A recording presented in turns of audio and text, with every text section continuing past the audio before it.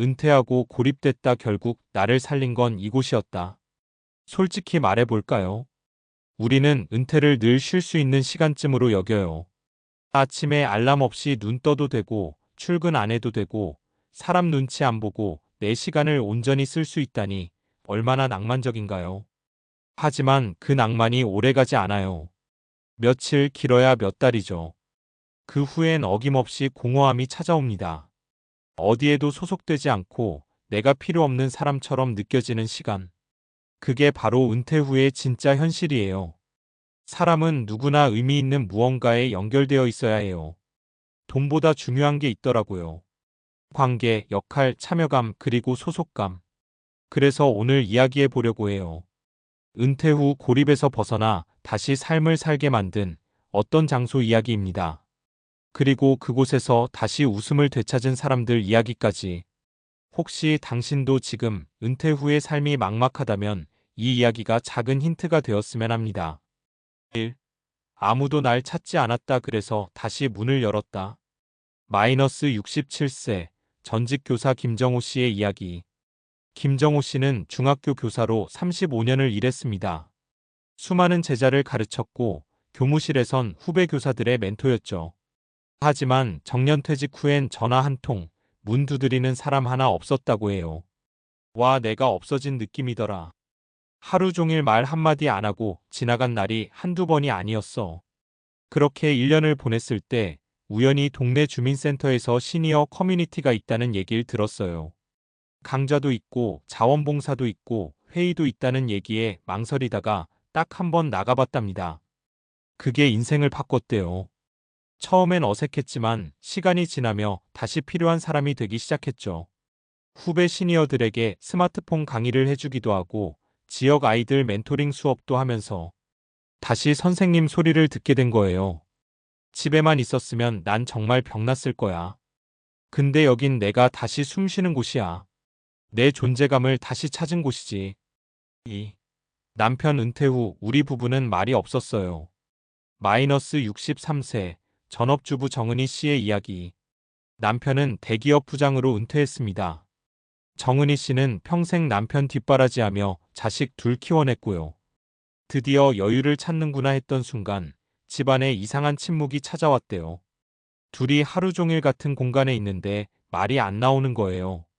남편도 할 일이 없고 나도 딱히 취미가 없고 식사하고 각자 TV 보고 그러다 말 한마디 없이 자는 거예요. 이런 일상이 반복되던 중 가까운 도서관에서 부부 독서 모임이 있다는 걸 알게 됐어요. 책 읽으며 대화 나누기라는 콘셉트였고 둘이 같이 나가보자며 시도해봤답니다. 처음엔 서먹서먹했지만 책을 매개로 이야기하다 보니 서로의 생각과 감정을 다시 꺼내게 되었대요. 그 모임 덕분에 남편과 다시 말하게 됐어요. 혼자보다 둘이 함께 무언가를 하는 게 이렇게 소중한 거구나 느꼈죠. 이제 두 사람은 주 2회 봉사활동도 함께 다녀요. 정은희 씨는 말해요. 은퇴 후 중요한 건 같이 움직일 수 있는 무언가를 찾는 거라고요. 3. 연금보다 동네 아지트가 더 절실했죠. 마이너스 70세 퇴직 공무원 이명환 씨의 이야기. 이명환 씨는 퇴직 공무원입니다. 연금도 넉넉했고 경제적인 걱정은 없었어요. 그런데 이상하게 살 맛이 안 났대요. 돈은 있는데 쓸 데가 없더라고요. 내가 뭘 좋아하는지도 모르겠고 하루가 너무 길었어요. 그러던 중 동네 마을회관에 시니어 카페가 생겼다는 소식을 들었대요. 처음엔 커피도 별로 안 좋아했는데 자꾸 발이 가더래요. 이유요? 그저 누군가랑 말할 수 있어서요. 그곳에서 바둑도 두고 글쓰기도 시작하고 소일거리도 함께하며 이제는 운영위원이 되었답니다. 거긴 나만의 아지트예요. 집 말고 내가 숨 쉴 수 있는 제2의 공간. 은퇴하고 제일 잘한 일이 거길 찾아간 거예요. 고립을 막는 가장 좋은 방법은 어딘가에 속하는 것.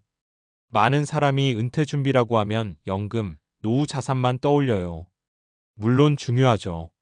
하지만 그보다 더 중요한 게 있어요. 어디서 누구와 무엇을 하며 살 것인가예요. 사람은 관계 속에서 살아야 해요. 하루 중 누군가와 눈 마주치고 대화 나누고 함께 무언가를 하는 그 시간이 삶을 지탱하는 진짜 축이거든요. 그래서 저는 말하고 싶어요. 지금 은퇴를 앞두고 있다면, 혹은 이미 은퇴했지만 막막하다면 어디에 속할지를 먼저 찾아보세요. 지역 커뮤니티 센터, 시니어 활동 공간, 도서관, 봉사단체, 취미 모임. 돈 안 들이고도 내가 필요한 곳은 정말 많아요. 그리고 그곳은 단순한 장소가 아니라 당신의 삶을 다시 연결해줄 중요한 끈이 될 수 있어요.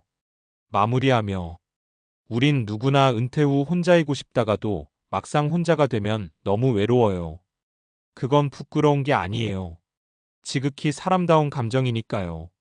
그러니까 너무 늦기 전에 당신이 숨 쉴 수 있는 이곳을 하나 만들어 보세요.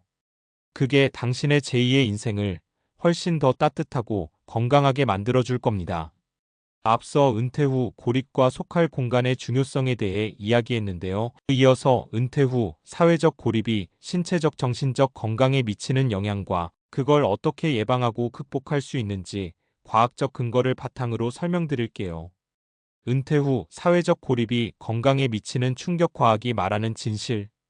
은퇴는 단순히 직업을 그만두는 것이 아니라 사회적 관계망의 축소를 의미할 수 있습니다. 그만큼 외로움과 고립감에 노출되기 쉬운데, 이런 상태가 건강에 어떤 영향을 미칠까요? 1. 고립과 우울증, 인지 기능 저하의 상관관계. 미국 국립노화연구소의 NIA를 비롯한 여러 연구에 따르면 사회적 고립과 외로움은 우울증 발병 위험을 크게 높입니다. 또한 알츠하이머병 같은 인지 기능 저하와도 밀접한 관련이 있죠. 사람은 사회적 자극을 통해 뇌를 자극합니다. 대화, 신체 접촉, 공감 등이 뇌 속 신경망을 활성화시키고 스트레스 호르몬인 코티솔 분비를 줄여줍니다. 반면 혼자 있을 때는 이런 자극이 줄어들고 만성 스트레스 상태에 빠지기 쉽죠. 그 결과 면역력도 약해지고 심혈관 질환 위험도 증가합니다. 이 신체 건강 악화와 수명 단축. 영국 옥스퍼드 대학의 메타 분석 연구에 따르면 사회적 고립은 흡연, 비만 등 전통적 건강 위험 요인만큼이나 조기 사망 위험을 증가시킵니다. 즉, 혼자 지내는 것 자체가 신체 건강에 큰 위협이라는 거예요. 그래서 어떻게 해야 할까?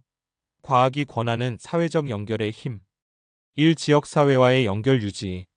커뮤니티 활동에 참여하면 뇌가 자극받고 행복 호르몬인 세로토닌과 도파민 분비가 늘어납니다.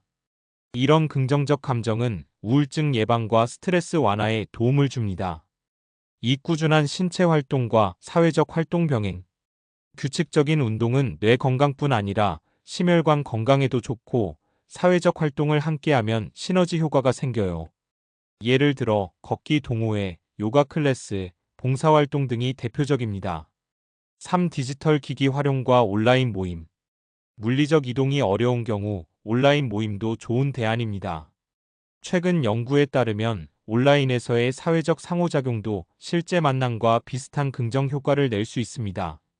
정리하자면, 은퇴 후 이곳을 찾아 다시 사회적 연결망을 만드는 것은 단순히 외로움을 줄이기 위한 것이 아니라 정신적, 신체적 건강을 지키는 가장 강력한 예방책이라는 점입니다. 이제 은퇴를 앞두거나 이미 은퇴한 분들은 연금 준비만큼, 아니 그보다 더 내가 어떻게 연결되고 어디에 속할지 계획하는 게 꼭 필요합니다. 여러분도 은퇴 후 삶의 질을 높이기 위해 오늘부터 작은 연결부터 시작해보세요. 동네 산책길에서 인사하기, 지역 카페 방문하기, 작은 모임에 나가보기 등 그 작은 실천이 놀랍도록 큰 변화를 만들어낼 겁니다.